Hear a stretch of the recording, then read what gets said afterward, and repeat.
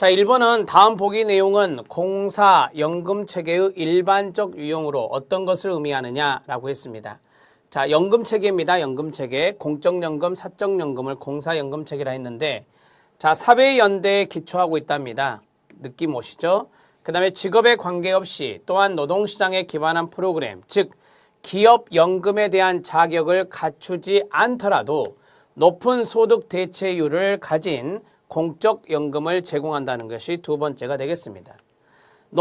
높은 소득 대체율, 쉽게 말하면 공적연금을 하는데 그 공적연금의 소득 대체율, 나중에 급여를 줄 때 대체율이 상당히 높답니다. 많은 급여를 주죠. 자, 그러면 어떤 거겠어요? 당연히 보편주의 제도를 지향하고 있는 거니까 보편주의적 국가지배체제다 이렇게 보시면 되겠습니다. 우리 시험에 나왔던 게 이거예요. 조합주의적 국가위의 연금체계가 시험에 나온 거고요. 자, 자녀적 연금체계라는 것이 있는데 이건 사적연금을 강조하는 겁니다.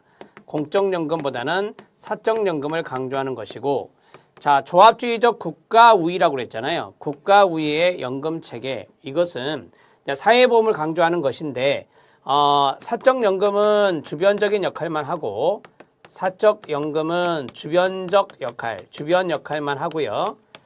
자, 이제 공적연금이란 게 나와야 되겠죠. 공적연금은 자, 여러 가지의 분절된 연금체계, 여러 분절된 연금체계로 이루어져 있습니다. 분절된 연금체계로 구성되어 있다. 이것이 이제 조합주의적이라 하는데 조합주의에서 요 알아놓으시면 돼요. 분절된 형태가 바로 조합주의적 국가위의 연금체계다. 답은 4번입니다. 자, 기출문제 보시면 2번에 있는 조합주의적 국가위의 연금체계가 나와 있으니까 정리해 주십시오. 4번이 답입니다. 자, 2번 문제 들어갑니다. 사회보장기본법상 사회보장에 관한 내용에서 사회보장기본법의 내용이 정책에도 나오기도 합니다. 사회보장에 대한 용어인데 한번 보시죠. 옳은 건데 하나, 둘, 세 개 들어갈 겁니다. 여러분들이 다 알고 있는 거예요. 사회보장은 출산, 양육, 실업, 노령, 장애, 질병, 빈곤, 사망 이것들을 사회적 위험이라 합니다. 사회적 위험으로부터 모든 국민을 보호하고 국민 삶의 질을 향상시키는 데 필요한 소득 서비스를 보장하는 해보세요. 사회보험이 있고요. 그 다음에요. 공공부조가 있죠.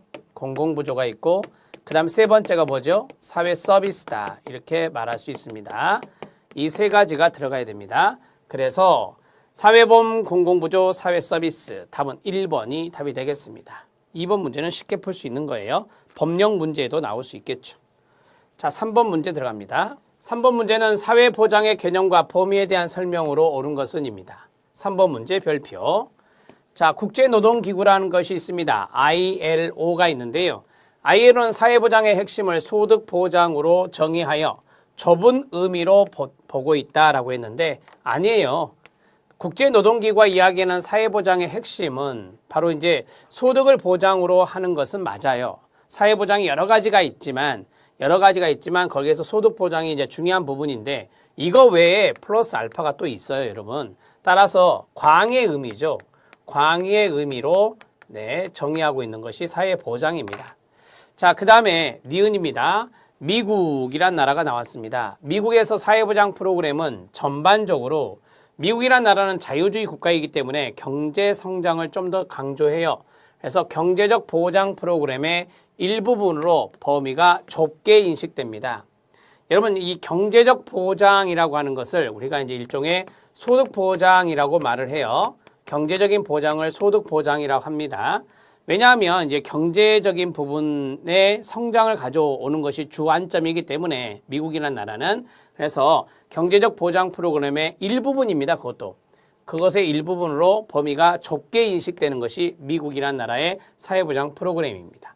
맞습니다. 자, 쉽게 말씀드리면 미국은 협의의 사회보장이다. 사회보장 프로그램을 협의로 생각한다. 좁게 인식한다. 이렇게 보시면 되겠습니다. 사회보장은 각 나라의 이념, 재정 상황이 다름에도 불구하고 끊어요. 자, 최소한의 인간다운 생활을 보장하는 공공부조로 정의하고 있다. 당연히 틀린 거 아닙니까? 사회보장을 공공부조로 정의하고 있다. 당연히 틀린 지문이 됩니다. 사회보장은 광의 사회보장이에요. 앞에서 보던 대로 사회보험이 있고 공공부조가 있고 사회서비스까지. 우리나라 사회보장기본법에는 사회보장을 사회보험, 공공부조, 사회서비스로 넓게 정의하고 있습니다. 맞고요. 자, 니은과 리을이 맞는 내용이 되겠습니다. 자, 3번 문제는 여러분들이 ILO에 대한 내용과 그 다음에 미국의 내용, 우리나라의 내용을 좀 골고루 볼 수 있는 문제가 되겠네요. 니은과 리을 3번이 답이 되겠습니다. 자, 3번 문제 해결했고요. 4번 문제 들어갑니다. 이 3번 문제보다 4번이 더 좋은 문제가 되겠습니다. 4번 문제 별표. 자, 복지정책과 주된 실행 목표를 옳게 연결한 것은입니다. 저소득 장애인 가구입니다. 저소득 장애인 가구에 자녀 교육비를 지원했습니다. 그러면 자녀가 교육받을 수 있는 기회를 준 거잖아요. 그래서 교육 기회를 보장해 주는 건데요. 이것을 기회의 평등이라고 하죠.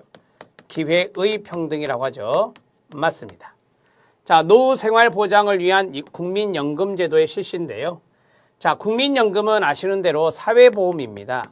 사회보험이 최후의 사회안전망이 될 리가 없죠. 최후의 사회안전망은 공공부조라 틀렸습니다. 1차적 사회안전망이 사회보험입니다. 자, 빈곤층에게 EITC, 이게 제가 앞에서 말씀드렸던 Earned Income Tax Credit 근로장려세제가 됩니다. 자, 빈곤층에게 근로장려세제를 실시하고 있는데요. 자, 근로동기가 약화되면 안 되겠죠. 근로를 장려하는 거잖아요. 그래서 근로동기를 강화하는 차원에서 하고 있는 것입니다. 저소득층에게 생계급여를 주고 있네요. 그럼 이거 공공부조죠. 저소득층에게 생계급여 주는 것은 공공부조. 이거는 수평적 재분배가 아닙니다. 수직적 재분배라고 하죠.